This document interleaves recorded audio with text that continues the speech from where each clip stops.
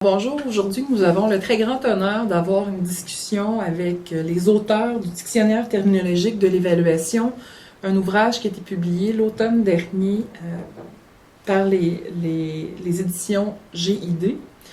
Donc c'est un ouvrage qu'on remet à tous les participants du PIFED cette année, mais malheureusement les auteurs ne pouvaient pas être avec nous, donc on souhaite pouvoir quand même vous donner une période d'échange avec ces derniers pour qu'ils puissent mieux vous présenter leur ouvrage. Donc, merci beaucoup, M. Marceau, Mme Sylvain, d'avoir accepté de nous rencontrer aujourd'hui. Donc, c'est un très grand honneur et un privilège de pouvoir discuter avec vous de votre ouvrage. Ma première question s'adresse à M. Marceau. Qu'est-ce qui vous a amené à rédiger un dictionnaire terminologique de l'évaluation? Pourquoi un dictionnaire terminologique en évaluation? Bien, l'évaluation, c'est un monde en effervescence. Depuis les années 50, tranquillement, aux États-Unis, en Amérique du Nord, dans le monde anglo-saxon, dans la francophonie, à travers le monde maintenant, l'évaluation a pris sa place et elle est en plein développement. Les idées foisent de partout. C'est magnifique, il y a un édifice en construction et le problème, c'est que l'édifice peut s'enfoncer doucement si les fondements ne sont pas très solides. Alors le dictionnaire terminologique en évaluation vise à vérifier si ces fondements-là peuvent supporter tout l'édifice. On a examiné les fondements, puis les fondements, d'abord et avant tout, c'est dans la terminologie. La définition qu'on apporte au concept de base en évaluation. Et en étudiant les choses à fond, en se basant également sur toute une carrière en évaluation, on a vu évoluer les choses pendant tant d'années, on réalise encore qu'après tant d'années, tant de développement, on n'a pas réussi à camper ces définitions d'une manière solide. Il y a de la confusion qui existe encore entre les termes fondamentaux, les termes principaux d'évaluation. On a fait des recherches là-dessus, on a montré qu'à partir de quelques glossaires et lexiques, il y avait des incohérences à l'intérieur de chacun des lexiques ou des glossaires, puis entre les glossaires également. Donc, il faut trouver une solution à ça. Nous, on a pensé que de rédiger un dictionnaire terminologique où on camperait ces définitions-là de manière bien précise, on gagnerait en clarté, en cohérence, et l'édifice sur lequel on construit toute l'évaluation pourrait être solide. Madame Sylvain, qu'est-ce que le lecteur peut trouver dans votre ouvrage? Le dictionnaire contient 80 termes de la dimension conceptuelle du domaine de l'évaluation. Ensuite, si nous feuilletons, si nous allons voir une entrée, exemple, l'entrée de la page 6, on prend le terme cible, vous allez voir différentes rubriques en ce qui concerne le terme en question. Donc, nous avons décidé de mettre l'année, au début, là, vous voyez 1990 pour le terme cible, c'est que nous voulions attester de la première occurrence du terme en évaluation selon nos propres recherches. Ça donne une idée de l'évolution du terme à travers les années. Ensuite, nous avons une définition courte. Nous l'avons voulu ainsi parce que nous voulions qu'elle soit claire, qu'elle soit concise pour une compréhension rapide du terme en question. C'est suivi d'exemples pour aider aussi à mieux comprendre le terme. C'est une information complémentaire à la définition. Nous avons fait une iconographie. Dans le fond, dans l'iconographie, on retrouve le terme cible, comme vous pouvez le constater, suivi entouré des termes connexes. Alors, c'est l'environnement du terme en question qui nous permet de mieux le situer parmi les termes qui lui sont voisins. Un équivalent en anglais, c'est pour aider les locuteurs ou ceux qui ont à travailler en anglais pour utiliser un terme anglais qui est voisin du terme français. On ne prétend pas que c'est le terme tout à fait exact, mais je pense que s'il est utilisé, on pourra se faire comprendre en anglais. Ensuite, nous avons des remarques. Ça peut être des remarques sur le concept tel quel, des remarques d'ordre linguistique, aussi des remarques des auteurs là, sur le terme en question, qui aident davantage l'évaluateur à comprendre le terme. Puis, important pour nous, malgré que peut-être ça peut avoir l'air de moins d'importance à regarder comme ça, c'est le repère dans le langage général. Pour nous, c'était très important que notre définition en haut, en haut, soit en lien avec la définition dans un dictionnaire de langage général, parce qu'on voulait qu'il y ait une suite entre le langage général et le langage spécialisé. Comme l'a expliqué ma collègue Francine, la méthodologie lexicographique exigeait à la base un système conceptuel, une nomenclature, mais de préférence un système conceptuel. Un système conceptuel, c'est un ensemble de termes reliés les uns aux autres, un ensemble de concepts clairement définis et reliés les uns aux autres. Alors, si on peut développer un dictionnaire terminologique avec un tel système conceptuel, on s'assure de la cohérence de la terminologie. Alors, où trouver un système conceptuel? Bien, on en avait un, après 30 ans de métier en évaluation, de pratique, d'enseignement, en français aussi, en particulier, puisque le dictionnaire terminologique est en français d'abord et avant tout. On avait développé ce qu'on pouvait appeler un système conceptuel, tout au moins un embryon. Nous croyons que nous avions là une bonne base. Mais ce qui s'est avéré dans la recherche terminologique, c'est que c'était certainement une bonne source d'inspiration, mais il a fallu déconstruire quand même un peu cet édifice-là, embryonnaire donc, et de réanalyser les définitions, les relations entre les différents termes.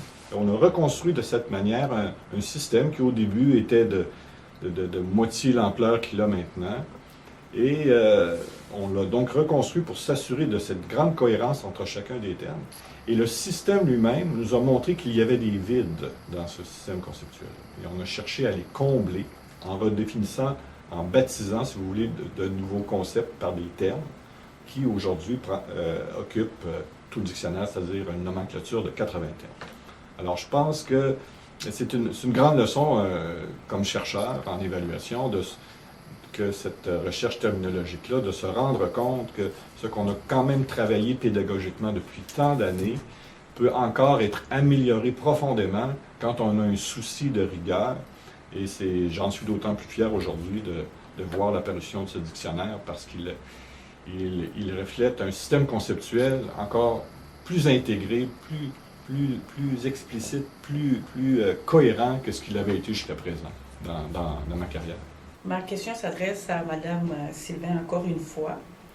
Pourquoi y a-t-il peu de mots dans votre dictionnaire? Si on le compare à un dictionnaire de type linguistique, un dictionnaire comme le Petit Robert où il y a je ne sais pas combien de mots, mais des milliers, c'est certain qu'un dictionnaire de 80 mots, 80 termes, c'est pas beaucoup.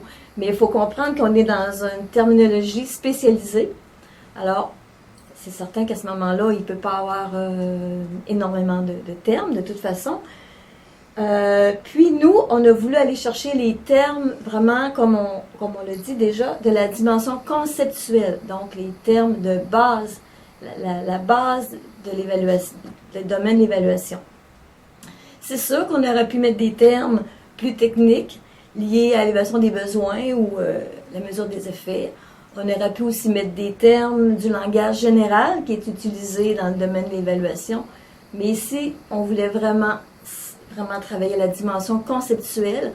Puis pour nous, on croit qu'avec le 80 termes qui se recoupent dans le système conceptuel, on a fait quand même le tour de la base, là, des termes essentiels au domaine de l'évaluation. Aussi, certains pourraient dire, ben, j'ai déjà vu le dictionnaire, moi, ce qu'on parle de l'évaluation, puis on en parle pendant 2-3 pages. Alors nous, on a une définition l'évaluation de 7-8 mots. Alors, c'est qu'il existe plusieurs types de dictionnaires. Dans un dictionnaire encyclopédique, oui, on a une définition de plusieurs pages parce qu'on va au-delà du terme tel quel. Là.